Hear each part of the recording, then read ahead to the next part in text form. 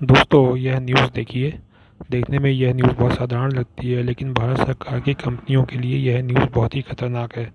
इसके पीछे की स्टोरी यह है कि भारत की सबसे बड़ी कंपनी गेल नेचुरल गैस की कंपनी है, जिसने पिछले 40 वर्षों में पूरे देश में पाइपलाइन का नेटवर्क बिछाया है, हज़ारों करोड़ रुपए खर्च करके। अब हुआ क्या कि एक बाबा हैं, अदानी बाबा, उनकी नज़र इस कंपनी पे पड़ गई। उन्होंने कहा कि मैं अपनी कंपनी की गैस इसी नेटवर्क के थ्रू सप्लाई करूँगा, बिना एक भी पैसा खर्चा किए। बस फिर क्या था, वो अपने पिताजी के पास गए। उनके पिताजी भारत सरकार में बहुत ही ऊंची पोजीशन पर हैं। वो पिताजी से कहा, पिताजी पिताजी मुझे ये कंपनी का नेटवर्क यूज़ करना है। पिताजी ने कहा, लो अभी लो, बिना तुम्हारा खर्च हुए हम तुम्हें इस नेटवर्क की फैसिलिटी दिला देंगे। फटाफट एक कमेटी बनाई गई। उस कमेटी में अदानी टोटल गैस के एक आदमी को भी डाल दिया गया और सरकार के कुछ लोग डाल दिए गए।